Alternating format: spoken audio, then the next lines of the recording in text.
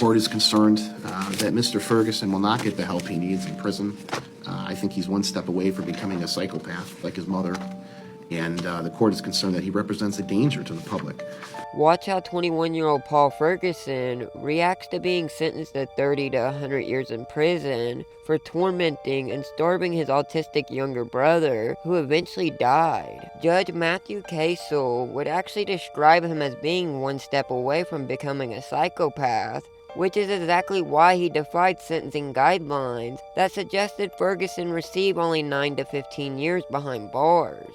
Paul Ferguson was convicted on first-degree child abuse related to the grisly death of his younger brother Timothy, who was only 15 when he died in July of 2022 after suffering a barrage of sadistic abuse from Paul and his own mother. Tragically, the autistic child weighed only 69 pounds when he died in their Michigan home, and he had been subjected to merciless punishments, including force-feeding him hot sauce on bread, depriving him of sleep, and locking away food.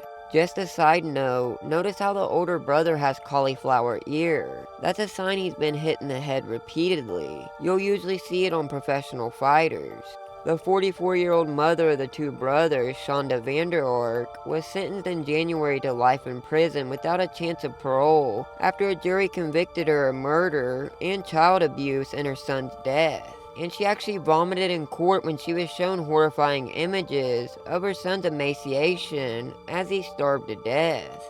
She began retching and vomited in full view of the jury, showing signs of a mental breakdown as a prosecutor questioned her, "Did he look like that when you put him in the bathtub?"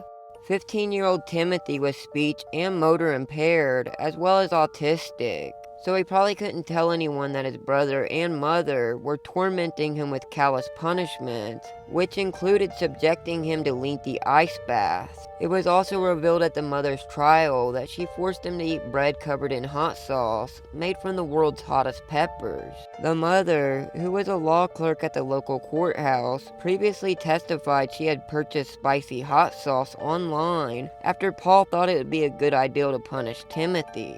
And if you're thinking there's no way it could get worse, it does. A text message exchange between the pair also showed her questioning whether they should drop the hot sauce on the young boy's private parts.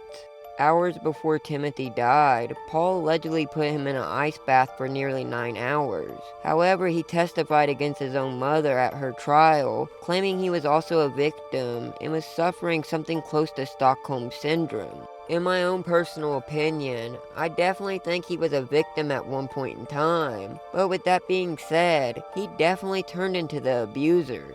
But make sure to let me know what you guys think in the comments. Do you think his sentence was fair? Thanks for watching, and remember, if it's more interesting, you can find it here.